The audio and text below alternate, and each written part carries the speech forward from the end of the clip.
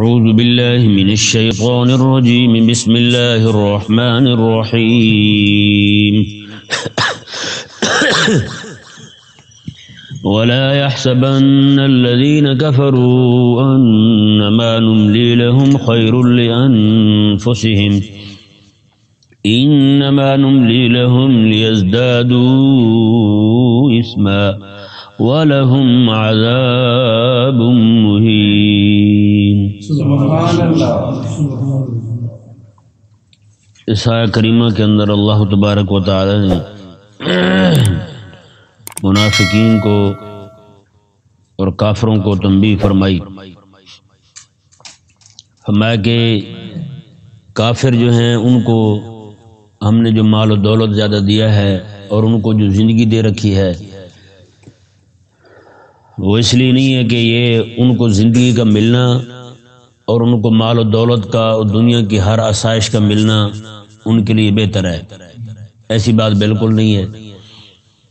اللہ تبارک و تعالی نے ارشاد فرمایا، دیکھیں وَلَا يَحْسَبَنَّ الَّذِينَ كَفَرُوا أَنَّمَا نُمْلِي لَهُمْ خَيْرٌ لِأَنفُسِهِمْ، میں کافر یہ بالکل گمان نہ کریں کہ انما نملی لہم، ہم نے جو ان کو ڈھیل دے رکھی ہے، خیر لانفسہم، یہ ان کے لیے بہتر ہے، نہ یہ ان کے لیے بہتر نہیں ہے۔ آگے اللہ تبارک و تعالی نے خود ہی وجہ بیان فرمائی کہ ہم نے ان کو ڈھیل دی کیوں ہے۔ انما نملی لہم لیزدادوا اثما، ہم نے ان کو ڈھیل اس لیے دی ہے تاکہ ان کے گناہ زیادہ ہو جائیں، تاکہ ان کے گناہ زیادہ ہو جائیں۔ آپ دیکھتے ہیں نا کتنے سارے لوگ ہیں جو بیچارے کام کے لوگ کیسے جلدی چلے جاتے ہیں، اور جو دین دشمن ہیں لوگ ان کی عمریں کتنی لمبی ہوتی ہیں، ہے یا نہیں ایسا؟ رسی ان کی ڈھیلی ہوتی ہے، ہر طرح کی انہیں سہولت ہوتی ہے، کیا سے کیا کر دیں، تو وہ ان کی رسی کا لوگ بعض اوقات اس گمان میں مبتلا ہو جاتے ہیں، جی بڑے اللہ تعالیٰ کے پیارے ہیں، جی دیکھیں کتنی لمبی عمر ہے اور کیسے صحت مند ہیں، کیسے یہ ہے وہ ہے، لوگ اس گمان میں مبتلا ہو جاتے ہیں، حالانکہ ایسی بات نہیں ہے۔ اللہ تبارک و تعالی نے واضح ارشاد فرما دیا، انما نملی لہم لیزدادوا اثما، ہم نے ان کو ڈھیل اس لیے دے رکھی ہے تاکہ ان کے گناہ بڑھ جائیں۔ وہ گناہ زیادہ کر رہے ہیں اپنے، جتنے گناہ زیادہ ہوں گے اتنی ان کی پکڑ سخت ہوگی۔ سمجھایا مسئلہ نہیں آیا؟ قیامت والے دن کریم آقا صلی اللہ علیہ وسلم نے ارشاد فرمایا، قیامت والا جب دن ہوگا اس وقت اللہ تبارک و تعالیٰ آخر سامنے میں اللہ تبارک و تعالیٰ کافروں کو پال اس لیے رہا ہے تاکہ قیامت والے دن جو ہے یہ مومنوں کا فدیہ بن جائیں، وہ جہنم چلے جائیں اور مومن ان کی جگہ جنت چلے جائیں۔ سبحان اللہ۔ بتائیں، اور اللہ تبارک و تعالیٰ آدم علیہ السلام کو فرمائے گا کہ اپنے بچوں کو خود ہی پکڑ کے جو اہل جنت ہے ان کو جنت بھیج دیں، جو اہل جہنم ہے کافر ہیں ان کو جہنم بھیج دیں، ٹھیک ہے نا جی؟ ایک مومن کے بدلے میں کئی کافر جہنم جائیں گے۔ اور اس لیے آپ کو پتہ ہے دو بندے ہونا، شیخ سعدی رحمہ اللہ فرماتے ہیں کہ دو بندے تھے، ایک بندہ وہ تھا جو کئی کے دن بیچارہ بھوکا رہتا تھا، اس کو کھانے کو نہیں ملتا تھا، اور ایک وہ تھا جو ایک دن میں 5 6 بار کھاتا تھا۔ دونوں گرفتار ہو گئے، دونوں کسی بات پہ قید ہو گئے۔ اب وہ جو یعنی جس کو کئی کے دن نہیں ملتا تھا کھانا، انہوں نے جیل میں ڈالا اور پوچھا نہیں ان کو کھانے کا، اور کئی دن بعد جب کھولا جس کو ملتا نہیں تھا وہ زندہ پڑا تھا، دوسرا مر گیا تھا، اور پتہ چلا اسی دن ہی شام کو فوت ہو گیا وہ۔ اب بتائیں جو زیادہ کھاتا تھا وہ تو تھوڑی مصیبت بھی نہیں جھیل سکا، جسے ملتا نہیں تھا وہ تو جیل سے بھی زندہ باہر نکل آیا۔ مطلب یہی ہے کہ قیامت کے دن کی جو سختی ہے نا، اللہ تبارک و تعالیٰ چاہتا یہی ہے کہ کافر جو ہے نا وہ زیادہ سے زیادہ کھائیں، اور جتنی ان کو بھوک لگے گی اتنی تکلیف زیادہ ہوگی۔ جتنا بندہ نعمت میں پلا ہوگا نا اتنی اسے زیادہ مصیبت لگتی ہے، کہ نہیں سمجھ آیا مسئلہ؟ اسے اتنی مصیبت زیادہ لگتی ہے، اسے بڑی ہوئی مصیبت، یار اتنی بڑی آفت آ گئی۔ جیسے آپ دیکھتے ہیں کئی لوگوں کو جناب تھوڑا سا مسئلہ بن جائے تو وہ طبیعت نہیں ٹھیک رہتی میری، میں تو پڑا ہوا ہوں جی، تھوڑے سے مسئلے پہ جناب ایسے کئی کے دن تک کام پہ نہیں آئیں گے جناب، کام چھوڑ دیں گے، پڑے ہوئے کیا جی مجھے تو نزلہ لگا ہوا تھا، نزلہ لگا ہوا ہے تو کام چھوڑ دیے، یار اتنی چھٹیاں کر لی آپ نے، کون سا ایسا تم میں ناز و نعمت میں پلے ہو کہ جناب تھوڑے سے مسئلے پہ کام چھوڑ دیا تم نے؟ ہوتا یا نہیں ہوتا؟ چھٹی مانگ رہے ہوتے ہیں، کئی سارے ہوتے ہیں ایسے جن کو جناب ان کے والدین نے بچوں کو بگاڑا ہوتا ہے، چھوٹے انہوں نے میرے بیٹے کو پتہ نہیں کیا ہو گیا ہے، اب ہوا کچھ بھی نہیں۔ اکثر میں کہتا ہوں کہ 2 بیماریاں ایسی چھوڑ گئے انگریز منحوس طالب علموں میں سر درد اور پیٹ درد مجال مشینیں لگا لیں کو پتہ چلے. ڈاکٹر کو جا کے کہہ رہے ہوتے ہیں پتر میں تیرا ہی ابا لگنا لب کے وہاں کتنے ہے بتائیں. یہ حساب ہے. ایسے پڑے ہو جی پیٹ پکڑ کے پیٹ میں درد ہے جی. ایک بچہ چھوٹا سا نا اپنے ابے کو کہنے لگا دل تو کرا تھا اس کا بوتل پینے کو کوک. کہنے لگا ابا میرے پیٹ میں نا کوک والا درد ہو رہا ہے. وہ سمجھ گیا ابھی یہ کوک نال ٹھیک ہونا ہے اور کسی شے نال ٹھیک نہیں ہوتا. یہ عجیب اتنا بھی بندہ جو ہے نا وہ نہ کرے. کئی بار بیمار ہوتے تھے تو نہیں جی چھٹی نہیں ہوتی تھی ہمیں. تینوں چھٹی کو نہیں فلانے تینوں چھٹی کو نہیں بھائی تو نے پڑھنا ہی پڑھنا ہے بات. تو جب بچے کو اس طرح کر کے کیے جائے نا تو وہ بھی سمجھ ہوتی ہے اسے بھائی چھوٹی موٹی بیماری ہماری نہیں سنی جاتی ہیں. تو بڑی بیماری لگ جائے تو وہ خود بھی سمجھ جاتے ہیں واقعی اسے تکلیف ہے تو اسے نہیں جانا چاہیے. اللہ تبارک. ایک دوست ہے ہمارے ان کا بچہ پڑھتا ہے ہمارے آنا. کئی بار صبح کو فون آیا ان کا کہتے ہیں جی میرے بیٹے کو بخار ہے تو آپ نا تھوڑی دیر کے لیے چھٹی دے دیں میں اسے گولی کھلا کے نا چائے پلا کے ابھی ٹھیک کر کے بھیج رہا ہوں. بتائیں بھائی واقعی اس کو بخار ہوتا ہے بچے کو اور اس کا ابا چائے پلائے گا گولی پلائے گا کھلائے گا اسے ٹھیک کر کے بھیج دے گا جا بھی پڑھنے جا تو چھٹی نہیں ہے تجھے. صحیح بات ہے بڑی خوشی ہوتی ہے یار. چلو مفتی عامر یار خان نعیمی رحمہ اللہ کے پاس نا یہاں سے ایک بزرگ پڑھنے کے لیے گئے. وہ ایک دن گئے کہ جی ان کو بخار ہے. واقعی بخار تو انہیں بیمار تھے بہت زیادہ. سید نعیم الدین مراد آبادی کے پاس مفتی عامر یار خان نعیمی گئے تھے پڑھنے کے لیے. ایک دن گئے تو انہوں نے کہا جی بخار ہے انہیں. تو وہیں رہتے تھے مراد آباد. دروازے پہ گئے انہوں نے کہا جی بخار ہے انہیں واپس آ گئے. دوسرے دن گئے انہوں نے کہا جی بخار ہے انہیں واپس آ گئے. تیسرے دن گئے اندر سے مائی صاحب آئی انہوں نے کہا بخار ہے. انہوں نے کہا انہیں بخار ہے مجھے تو نہیں ہے نا لے چلو مجھے میں نے سبق پڑھنا ہے. وہ سید صاحب جو اٹھ بیٹھے انہوں نے کہا یار میرا آخری وقت ہے اور اب طالب علم آیا میرے پاس پڑھنے والا ورنہ تو جسے بھی کہتے تھے مجھے بخار ہے خوش ہوتے جاتا تھا یار چلو شکر ہے استاد نہیں بخار ہوا. یہ حال یہ حقیقت ہوتا ہے. بچے ہمارے یہاں بیٹھے ہوئے نا ابھی میں اوپر جا کے ان کو کہہ دوں آج چھٹی ہے میری طبیعت نہیں صحیح آپ ان کی خوشیاں دیکھنا باہر ٹانگے مارتے جائیں گے الٹی سیدھی. میں نے کہا یار شکر ہے ساڑھے استاد نے بخار ہوا. حقیقت والی بات ہے. یہی حساب ہوتا ہے. بہرحال تو یہ نعمتوں کا ملنا جو ہے نا یہ ان کے لیے ڈھیل ہے. کن کے لیے؟ کافروں کے لیے ڈھیل ہے. یہ ہمارے لوگ احساس کمتری کے شکار ہو جاتے ہیں. یہاں پہ اللہ تبارک و تعالیٰ نے اہل ایمان کو یہاں پر ایک نفسیاتی طور پر سکھایا. یہ جو ان کو سارا مل رہا ہے یہ کوئی اس لیے نہیں مل رہا کہ میں راضی ہوں ان سے. یہ تو میں ان کو پال رہا ہوں. جتنا پلیں گے نا جتنا کھائیں پئیں گے جتنے ناز و نعم میں پلیں گے اتنی ان کو تکلیف آنے پر چیخیں ان کی نکلیں گی زیادہ. میں تو اس لیے ان کو دے رہا ہوں اور میں کہ لیزدادوا اسما تاکہ ان کے گناہ بڑھیں. گناہ زیادہ ہوں ان کے اس لیے ان کو میں دے رہا ہوں. ایک تم ہو کہ تم پریشان ہو جاتے تم نے پریشان. اور مزے کی بات دیکھیں اہل ایمان پریشان نہیں ہوتے تھے. جو منافقین تھے وہی دیکھ کے جناب گھلتے رہتے تھے او جناب وہ کہاں پہنچ گیا ہم یہاں. ہمارے ہاں بھی ایک کہاوت ہے نا کہ اگر شریک کا منہ سرخ ہے نا وہ پھل کھا کھا کے تو تم چپیٹے مار کے منہ سرخ کر لو.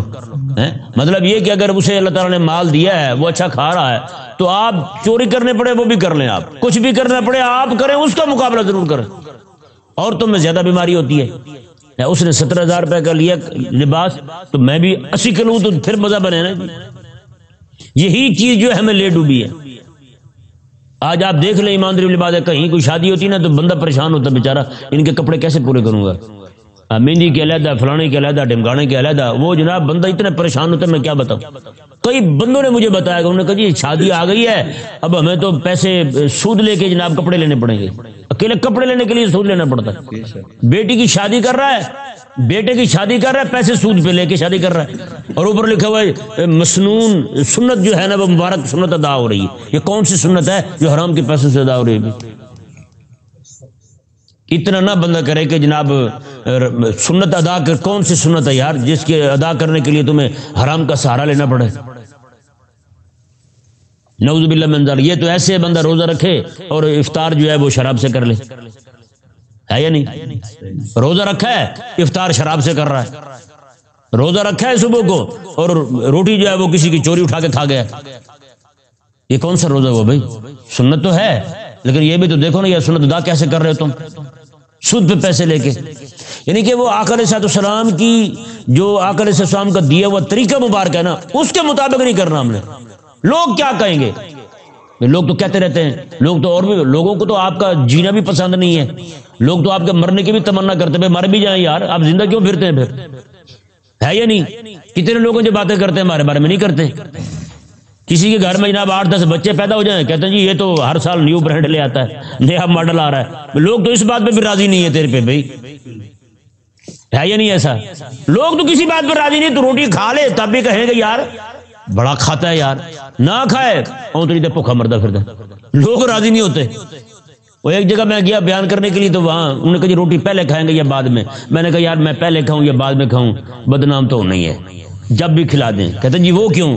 میں نے کہا روٹی نہ کھاؤں, میں کہوں بعد میں کھاؤں گا, تقریر کروں صحیح نہ ہو تو کہیں گے مولوی روٹی نہیں کھادی سی, تقریر کتوں ہونی سی. میں نے اگر میں روٹی نہ کھاؤں تو تقریر کر دوں صحیح نہ ہو, کہیں گے روٹی بیچارے انہوں کھوائی کو نہیں, تقریر کتوں ہونی سی. میں نے کہا پہلے کھاؤں یا بعد میں کھاؤں, مولوی تو بیچارہ بدنام ہے یا نہیں ایسا؟ تو یہ لوگ تو راضی نہیں ہوتے بھائی.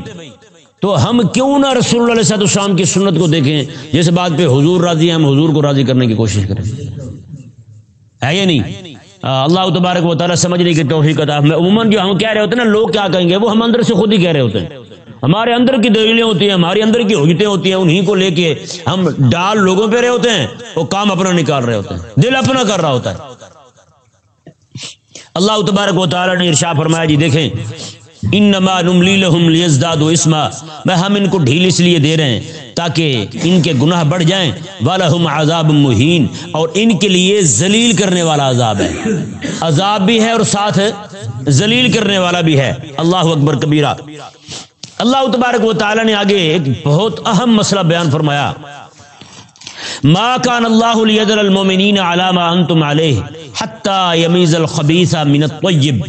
اللہ تعالیٰ کی یہ شان نہیں ہے کہ مومنو جس حال پر تم اب ہو تمہیں اسی حال پر چھوڑے رکھے, حتی یمیز الخبیث من الطیب, یہاں تک کہ اللہ تبارک و تعالیٰ خبیث کو پاک سے علیحدہ کر دے گا.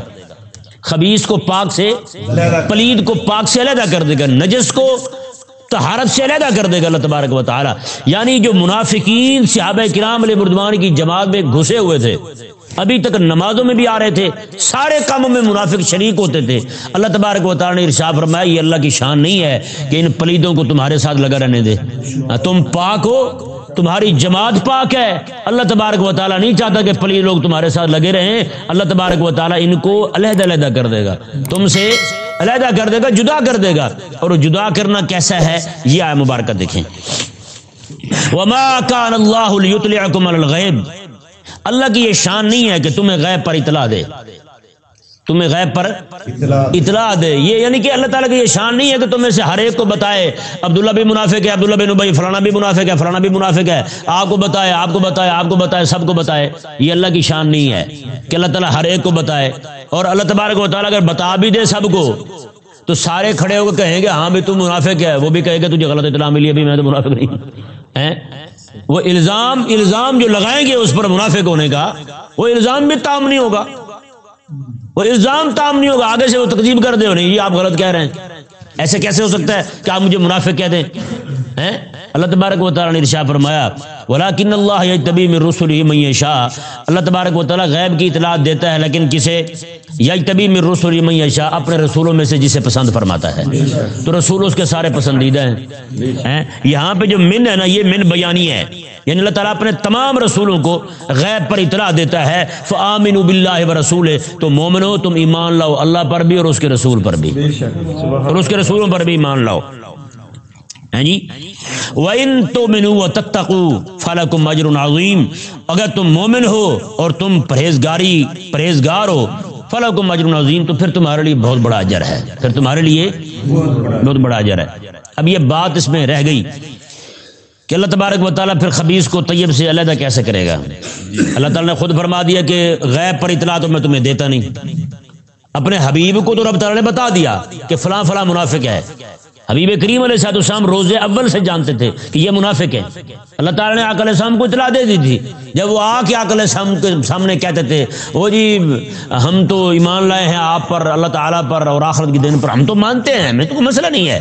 اللہ تبارک و تعالیٰ نے پہلے ہی بتا دیا حبیب یہ منافق ہے, اوپر سے کہہ رہا ہے اذا جاءک المنافقون قالوا نشهد انک لرسول اللہ. اور بھی آیات کریمہ بہت ساری ہیں جن میں منافقین کی کلی کھلی گئی ہے.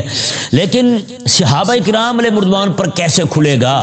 آقا علیہ السلام کے بارے میں تو رب نے فرما دیا کہ میں علم غیب دیتا ہوں جسے پسند فرماتا ہوں، رسول سارے پسندیدہ، سارے رسولوں کو رب تبارک و تعالیٰ عطا فرماتا ہے۔ اب علم غیب صحابہ تک پہنچ نہیں سکتا، باقی لوگوں پر پہنچ نہیں سکتا، تو باقی لوگوں کو اطلاع کیسے ہو؟ اللہ تبارک و تعالیٰ نے ارشاد فرمایا باقی لوگوں کو اطلاع میں ایسے دوں گا جیسے عہد میں دی ہے، سبحان اللہ، جیسے عہد میں دی ہے۔ واقعات ڈالوں گا میں، کوئی نہ کوئی ایسے واقعات آتے جائیں گے اس واقعے کو دیکھ کر منافق ادھر کھڑے ہو جائیں گے، مومن ادھر کھڑے ہو جائیں گے۔ جس طرف تم دیکھو میرے حبیب کھڑے ہیں، جو لوگ میرے حبیب کے ساتھ کھڑے ہوں وہ سارے مومن ہوں گے، جو میرے حبیب سے ہٹ کر دوسری جانب آ جائیں وہ سارے منافق ہوں گے۔ اللہ تعالیٰ نے میں ایسے واقعات ڈالتا رہوں گا، پھر تم پر یہ تمہارے لیے آسانی ہو جائے گی، تم ان پر الزام بھی رکھو گے تو الزام تام ہوگا تمہارا۔ ہاں بھائی، اگر تم مومن ہو پکے تو رسول اللہ علیہ السلام وہ جا رہے ہیں، تم وہاں سے واپس کیوں آئے؟ تم واپس کیوں آئے یہ بتاؤ؟ ہاں کیسا الزام ہے؟ پھر الزام تام ہوا یا نہیں ہوا؟ اللہ تبارک و تعالی نے آقا علیہ السلام وہاں جا رہے ہیں، آقا علیہ السلام تبوک جا رہے ہیں، وہ واپس آ رہے ہیں، حضور اود جا رہے ہیں، وہ واپس آ رہے ہیں۔ اود میں صحابہ کرام علیہ رضوان شہید ہوئے، صحابہ کرام علیہ رضوان کی بولی کون سی ہے؟ جو رسول اللہ کی ہے۔ رسول اللہ علیہ السلام کی بولی کون سی ہے؟ جو رب تبارک و تعالیٰ کا قرآن کہہ رہا ہے۔ اور منافقین جو ہے وہ کیا کہہ رہے ہیں؟ اللہ فرماتا ہے میں نے انہیں معاف کر دیا، یہ پکڑ کرتے پھرتے ہیں، یہ باتیں کرتے پھرتے ہیں جی۔ اللہ تبارک و تعالیٰ فرما رہا ہے کہ میں نے انہیں جنت میں اعلیٰ مقام دے دیے، وہ راضی ہیں، وہ خوش ہیں، انہیں مردہ نہ کہو۔ یہ کہہ رہے ہیں مارے گئے مارے گئے، کیا بنا ہمارے ساتھ؟ تو بتائیں بھائی، صرف ایک واقعہ اود والا جو ہے اس نے کیسے کھول دیا ہے ان کو؟ بے شک، ایک تو ساتھ نہیں گئے، اوپر سے باتیں کر رہے ہیں۔ اللہ تبارک و تعالیٰ نے ارشاد فرمایا یہ واقعات جو ہے نا، واقعات یہی کھوٹے اور کھرے کی پہچان کرواتے ہیں۔ اگر یہ واقعات یعنی تنگیاں نہ آئیں، یہ تکلیفیں نہ آئیں، یہ آزمائشیں نہ آئیں، یہ امتحان نہ آئیں، تو ہر بندہ دعویٰ کرتے رہے میں بڑا مخلص ہوں تیرے لیے۔ بھائی کوئی نہ کوئی ایسا واقعہ آئے گا جس سے بندے کے مخلص ہونے اور منافق ہونے کا پتہ چل جائے گا۔ اللہ تبارک و تعالیٰ نے یہی بیان فرمایا یہاں پر۔ اللہ تعالیٰ نے فرمایا اطلاع تو میں دیتا نہیں تم سب کو غیب پر، لیکن ہاں یہ ضرور ہے کہ واقعات ایسے لاؤں گا تاکہ تمہارے لیے حجت تام ہو جائے، تمہارے لیے حجت تام ہو جائے۔ بڑا عاشق رسول بنتا تو دعوے کرتا تھا میں بڑا عاشق رسول ہوں، ہاں جی میں میرے حبیب کی عزت کی بات آئی کچھ بولا نہیں بولا، میں یہ تو منافق تھا۔ پھر یہ کیا تھا؟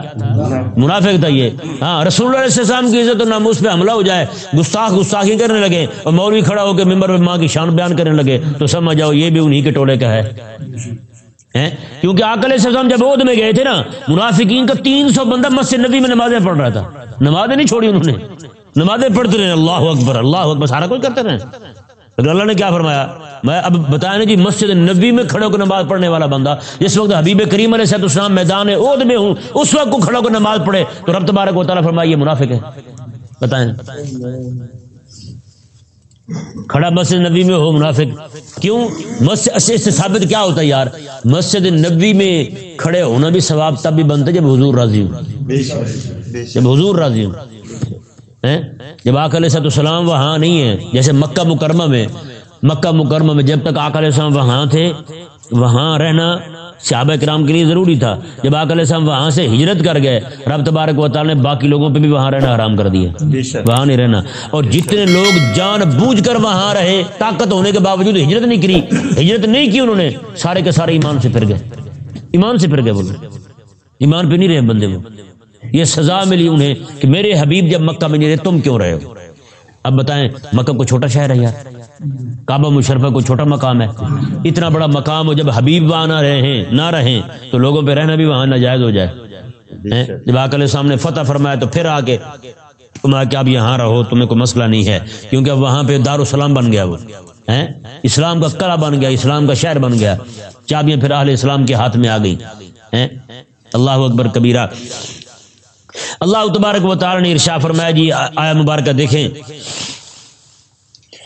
یہ آیہ مبارکہ جو ہے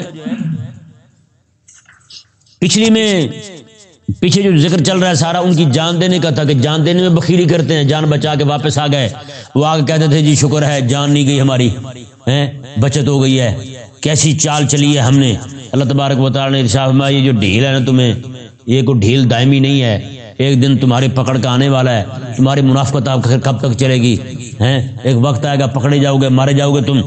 آگے اگلی آیت مبارکہ میں اللہ تعالیٰ نے ارشاد فرمایا کہ جو لوگ جہاد میں دین کے غلبے کے لیے مال خرچ نہیں کرتے نا، مال دینے میں بخیلی کرتے ہیں، اللہ تبارک و تعالیٰ نے ارشاد فرمایا جیسے ان کی جان ہمیشہ رہنے والی نہیں ہے نا، اسی طرح ان کا مال بھی ہمیشہ رہنے والا نہیں ہے۔ بے شک یہ مر گیا تو مال کس کا؟ یا آپ دیکھیں چلتا چلتا چلتا چلتا کہیں چلو میرے بچوں کے پاس رہے گا، جب قیامت آئے گی پھر کس کا ہوگا؟ سارے کا سارا یہی رہ جائے گا، سارے کے سارے ہاتھ چھوڑ کے جا رہے ہوں گے، ایک بھی نہیں بچے گا اس کا کوئی مالک اور وارث بننے والا۔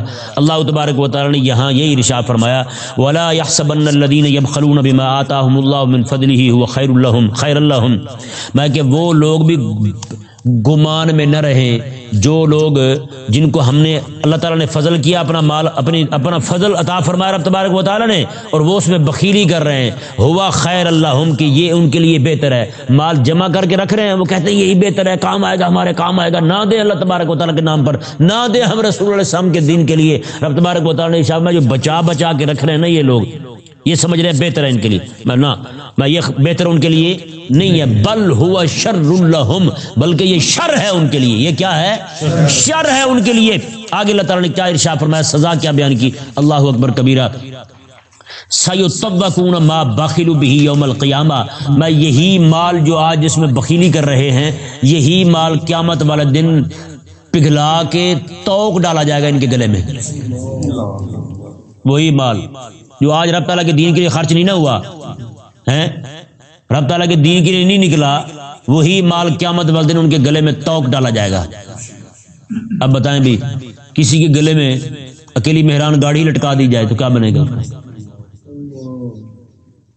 تو جس بندے نے اتنا مال جمع کیا ہے کہ آج اس کو وہ یعنی کہ رب تعالیٰ کے دین کے لیے دینے کی بات ہے تو روپیہ نہ نکلے اس سے، لاکھ روپیہ کمایا اس میں سے 2000 3000 دے رہا ہو دین کے لیے، بتائیں کیا دیا اس نے دین کے لیے؟ پھر یعنی جو جن کو رب تعالیٰ نے فتنہ کہا ہے اس کے لیے، اس کے بیٹے، اس کی اولاد، ان کے لیے تو لاکھوں، رب تبارک و تعالیٰ جس نے دیا ہے اس کے دین کے لیے ہاتھ کانپتے وہ جناب 400-500 روپے نکال کے دے رہا ہو، بتائیں بھائی یہ بھی کو دینا ہے یار؟ بتائیں بندہ اپنے منہ کو دیکھے، رب تبارک و تعالیٰ سے مانگے تو کروڑوں مانگے، رب تبارک و تعالیٰ جب مانگے میرے دین کے لیے دے تو اس وقت کانپتے ہاتھوں کے ساتھ جناب، پھر عجیب نظام ہے یار، ہے یا نہیں ایسا؟